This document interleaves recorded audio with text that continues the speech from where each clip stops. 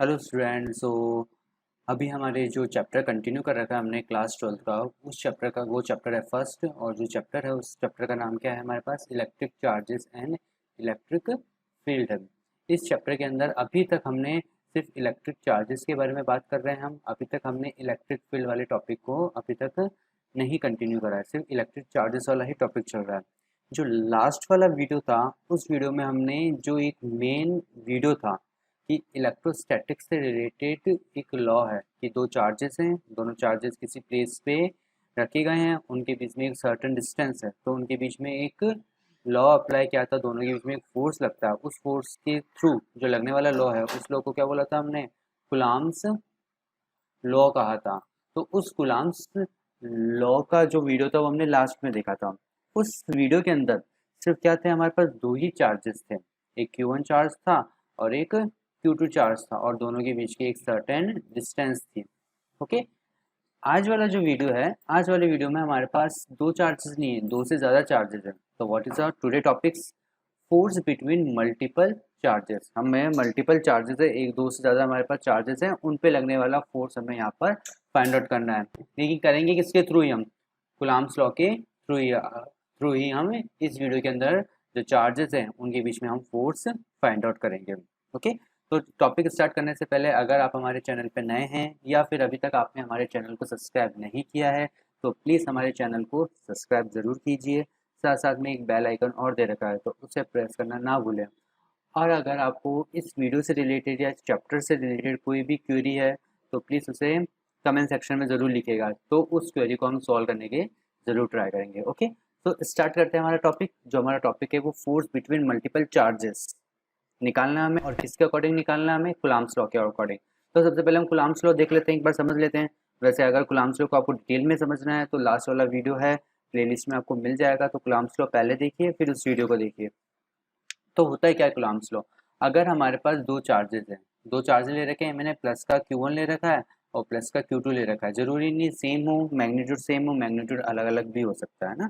तो Q1 और Q2 charges है, तो उन दोनों के बीच लगने वाला जो फोर्स होता है F, दो प्लस पॉजिटिव चार्ज है तो दोनों एक दूसरे को क्या करेंगे? रिपेल करेंगे। ये इधर की तरफ जाने की कोशिश करेगा और Q2 charge right hand side में जाने की कोशिश करेगा, तो दोनों एक दूसरे को रिपेल करते हैं। तो उनके बीच में जो लगने वाला फोर्स है, क्या फॉर्मूला निकाला था हमने? F equal to K Q1 Q2 upon R square. R क्या है? दोनों चार्जेस के बीच की जो डिस्टेंस है। ये फार्मूला हमने कुलाम्स लॉ के अकॉर्डिंग निकाला था। ओके। अगर इसको मुझे वेक्टर फॉर्म में रिप्रेजेंट करना है तो वेक्टर फॉर्म में कैसे रिप्रेजेंट करूंगा? F vector equal to one upon K की वैल्यू क्या होती है? 1/4 pi epsilon nought. Epsilon nought क्या है? Permittivity of area, sorry air या वैक्यूम, कि इन दोनों के बीच में जो चार्जेस है या पूरे सिस्टम है इनके बीच में या तो वैक्यूम हो या फिर क्या हो, आपके एयर हो, तो उसकी परमिटिविटी एप्सिलॉन नॉट होती है। के की वैल्यू रख दी हमने।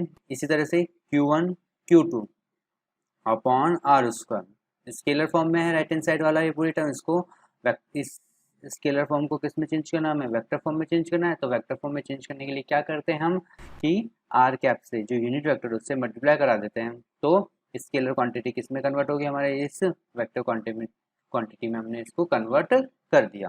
तो ये तो सिर्फ हमारे पास क्या था? कुलाम्स लॉ था। इसी कुलाम्स लॉ को हम यूज मिलेंगे आज वाले टॉपिक के अंदर। ओके। तो आज वाला टॉपिक हम यहाँ पे स्टार्ट करते हैं। यस। क्या है? मल्टीपल चार्जेस है। कैसे? एज्यूम कर लेता हूँ मेरे पास एक कोऑर्डिनेट है, डायग्राम बना रहा हूँ मैं। एक कोऑर्डिनेट है एक्स और वाई कोऑर्डिनेट्स हैं। ये एक्स हो गया और ये हमारे पास वाई हो गया और ये हॉरिजन हो गया ओ यार 0। अब मान लेता हूँ मेरे पास एक बार तीन चार्जेस से डिफाइन कर रहा हूँ।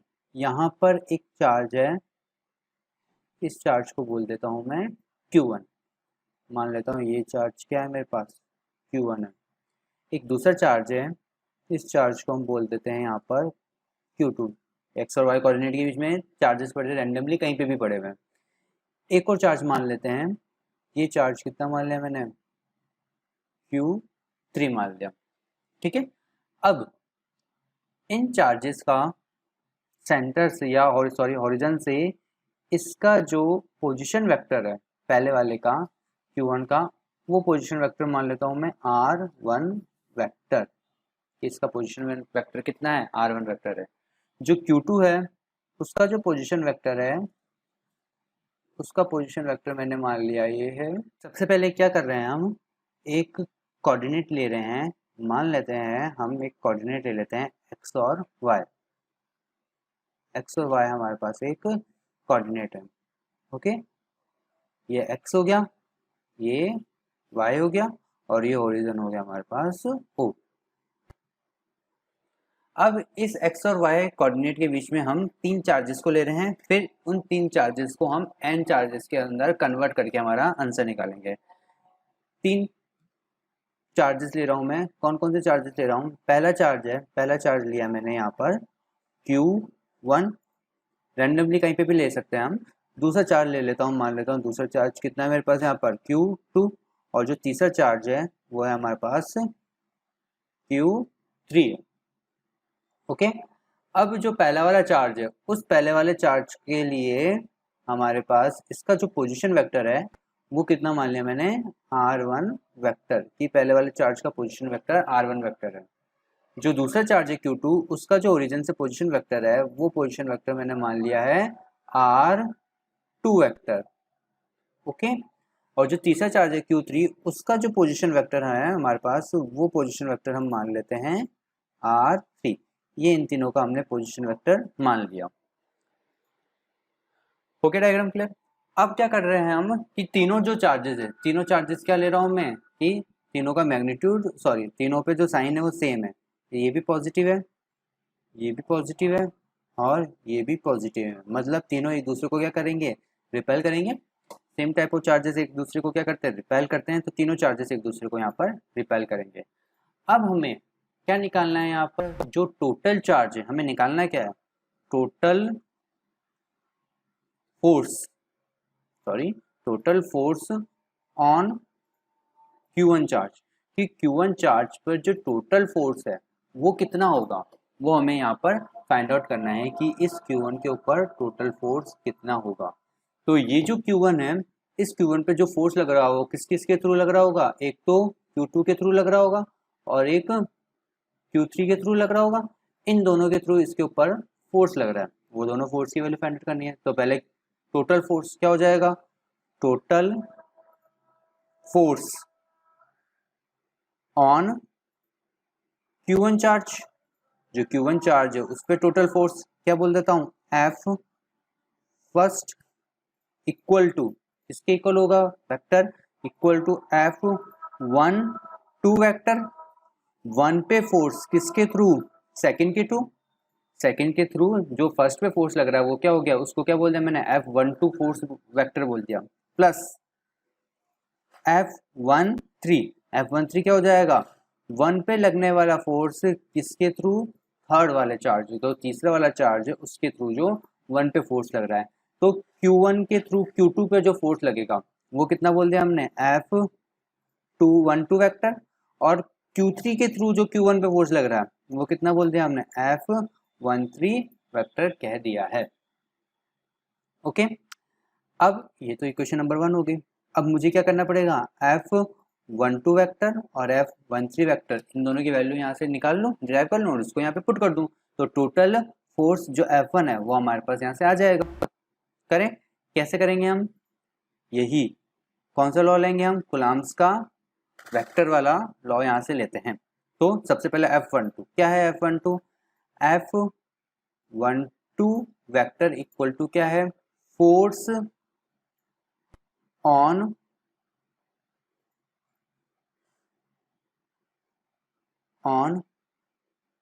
Q1 charge due to Q2 charge.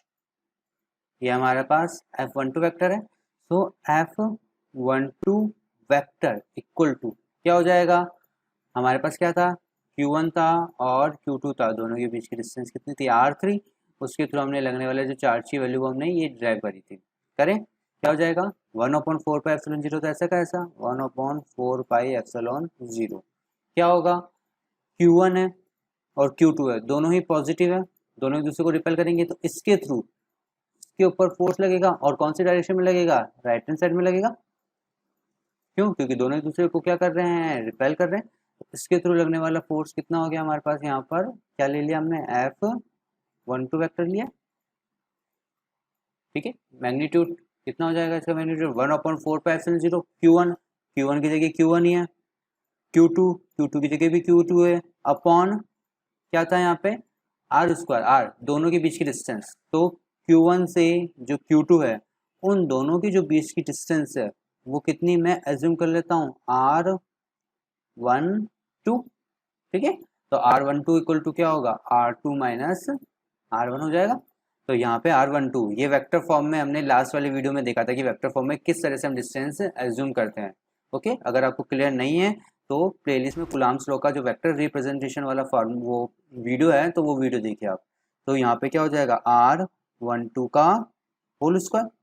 अब ये स्केलर फॉर्म आया है मेरे पास राइट हैंड साइड, इसको वेक्टर फॉर्म में चेंज करने के लिए क्या करा मैंने, R12 कैप से यहाँ पर मल्टीप्लाई कर दिया।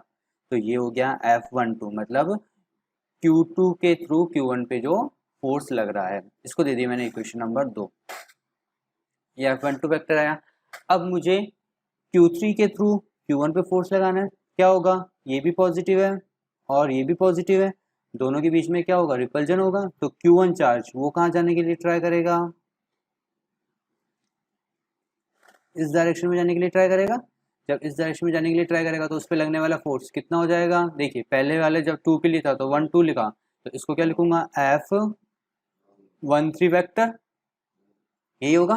तो Q3 के थ्रू Q1 पे लगने वाला फोर्स कितना बोल दिया हमने, F13 वेक्टर। तो क्या है यहाँ पर, F13 वेक्टर इक्वल टू क्या है, force on Q1 charge due to Q3 charge के थ्रू निकाले वैल्यू। तो क्या हो जाएगा, F13 वेक्टर इक्वल टू क्या लिखूंगा, 1/4πε0 Q1, Q2 की जगह ये जो Q2 है, इस Q2 की जगह क्या आ गया, अब यहाँ पर Q3 आ जाएगा। तो Q2 की जगह क्या लिख देता हूँ मैं, Q3 अपॉन दोनों के बीच की डिस्टेंस, जो दोनों के बीच की डिस्टेंस है वो कितनी हो जाएगी अब, R13। तो दोनों के बीच की जो डिस्टेंस है उसको क्या लिख देता हूँ मैं, R13 का स्क्वायर, और स्केलर को वेक्टर फॉर्म में चेंज करने के लिए क्या हो जाएगा, R13 वेक्टर। ये इक्वेशन नंबर आ गई मेरे पास 3। तो Q2 के थ्रू मैंने फोर्स निकाल लिया, Q3 के थ्रू Q1 पे मैंने फोर्स निकाल लिया, तो टोटल फोर्स क्या होगा, इक्वेशन 2 और 3 की वैल्यू फर्स्ट में पुट कर दूं, तो क्या कर रहे हैं, 2 और 3 की वैल्यू इसमें पुट कर देता हूं मैं, इक्वेशन नंबर 1 में पुट कर देता हूँ। क्या आएगा लेफ्ट हैंड साइड का इक्वेशन 1 का, F1 vector equal to F12 vector according to equation number 2 1/4πε0 Q1 Q2 upon R12 square और R12 का cap. Okay, plus equation number 3, क्या है इक्वेशन नंबर 3, 1/4πε0, 1 में इक्वेशन 3 की वैल्यू पुट कर रहे हैं हम, Q1 Q3 अपॉन R13 का स्क्वायर और R13 कैप। यहाँ तक सॉल्व हो गया। अब अगर हम इसमें देखें तो क्या हो रहा है इसके अंदर, F1 वेक्टर इक्वल टू क्या आ रहा है कॉमन, इसमें कॉमन क्या आ रहा है हमारे पास, ऊपर से अगर हम देख रहे हैं तो ऊपर से तो दोनों में क्या कॉमन है, Q1 इसमें भी है और Q1 इसमें भी है, सिर्फ ये कॉमन है और कुछ कॉमन नहीं है। तो जो ऊपर है, ऊपर से हमारे पास कॉमन क्या आ गया हमारे पास यहाँ पर, Q1 अपॉन, फिर नीचे से अगर हम देखेंगे तो क्या कॉमन आ रहा है, 1/ε0, और यहाँ पे भी नीचे 1/ε0 है। तो हमारे जो नीचे बेस है उसमें से कॉमन क्या ले लिया हमने, 4πε0, सॉरी 4πε0 नॉट 1/ε0, 4πε0। ओके, ब्रैकेट क्या बचा इसमें से, इस वाली टर्म में क्या बचा ऊपर, Q2 अपॉन नीचे क्या बच रहा है, वन टू का square, that is square, R12 का square and R12 cap plus ये जो पीछे वाली टर्म है इसमें से क्या बच रहा है हमारे पास Q3 अपॉन R13 का स्क्वायर और R13 cap. Okay, got it. Now ये हमारे पास क्या आया है, total force on charge Q1 due to Q2 और Q3। ये मेरे पास एक सिस्टम था, उस सिस्टम के अंदर क्या थे, मेरे पास 3 चार्जेस थे, तो किसी एक चार्ज पे जो बाकी के 2 चार्जेस हैं उनके थ्रू जो लगने वाला फोर्स है वो कितना आ गया, F1 वेक्टर आ गया, और उसकी वैल्यू हमने यहाँ पर राइट हैंड साइड के अंदर निकाल ली है। ये तो अभी हमने सिर्फ 3 चार्जेस की बात करी। अब ऐसे कितने चार्जेस हो गए आपके पास, n चार्जेस हो, नंबर ऑफ चार्जेस कितने हो जाए n। तो if we have small n number of charges in system, so electric force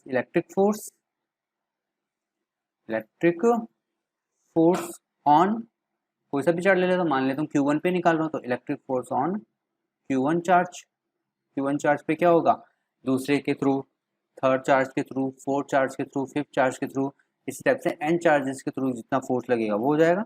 तो चार्जेस कैसे हैं हमारे पास, कौन कौन से हैं, Q1 है, Q2 है, Q3 है, कहाँ तक है हमारे पास, Qn तक है। तो उनके थ्रू लगने वाला फोर्स निकालूं, कैसे निकालेंगे उनके थ्रू लगने वाला फोर्स, देखिए, यस, सो F1 वेक्टर क्या हो जाएगा, सेकेंड वाले चार्ज के थ्रू लगने वाला इलेक्ट्रिक फील्ड कितना होगा, अगर हम इक्वेशन नंबर 2 देख रहे हैं तो वही आएगी, कैसे, 1/4πε0 Q1 Q2 अपॉन R12 का स्क्वायर और R12 क्या प्लस थर्ड चार्ज के थ्रू लगने वाला फोर्स, इक्वेशन नंबर 3 क्या हो जाएगा, 1/4πε0 Q1 Q2 upon Q1 Q3 upon R13 का स्क्वायर और R13 कैप। इसी तरह से अगर मेरे पास 4 चार्ज हो तो 4 चार्ज के थ्रू कितना हो जाएगा, 1/4πε0 क्या आ जाएगा ऊपर Q1 और पीछे क्या आएगा Q4 अपॉन R14 का स्क्वायर और R14 कैप।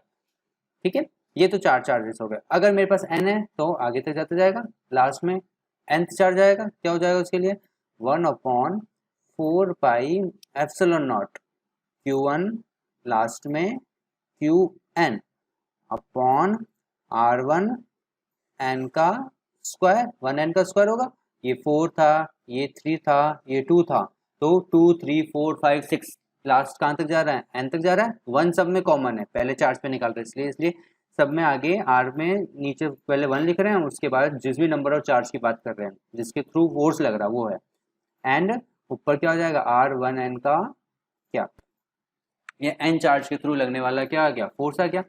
अब अगर हम इसके में देख रहे हैं, जो अभी हमने ये वाली इक्वेशन लिखी है, इस वाली इक्वेशन में देख रहे हैं तो क्या क्या कॉमन आ रहा है, तो उन चीज़ों को हम क्या निकाल लेते हैं, कॉमन निकाल लेते हैं। देखिए क्या होगा, तो अगर हम कॉमन निकालते हैं तो F1 वेक्टर इक्वल टू क्या हो जाएगा, क्या कॉमन आ रहा है ऊपर से, देखिए अगर हम ऊपर वाली जो इक्वेशन है उसमें देख रहे हैं तो वापस वही Q1 Q1 Q1 Q1, तो ऊपर है वहाँ से क्या कॉमन ले रहा हूँ मैं, Q1 आ रहा है, तो ऊपर से हमने Q1 कॉमन ले लिया, अपॉन नीचे की तरफ अगर हम देख रहे हैं तो क्या कॉमन चल रहा है नीचे, 4πε0 4πε0 4πε0 4πε0, तो क्या कॉमन आ गया नीचे से हमारे पास 4πε0 या एप्सिलॉन नॉट। ओके, ब्रैकेट में पहली वाली टर्म क्या बच रहा है ब्रैकेट में, Q2 अपॉन R12 का स्क्वायर और R12 कैप प्लस दूसरे वाले में देखेंगे तो क्या बच रहा है Q3 अपॉन R13 का स्क्वायर और R13 कैप प्लस फोर्थ में देखूंगा तो क्या बच रहा है Q4 अपॉन R14 का square R14 cap plus last वाले nth में देखेंगे इस वाले में तो क्या बच रहा है Qn अपॉन R1n का स्क्वायर और R1n के ऊपर कैप हमने यहाँ लगा दी। ओके ये हो गया। अब F1 वेक्टर इक्वल टू क्या हो जाएगा F1 vector equal to Q1 upon 4 pi epsilon not.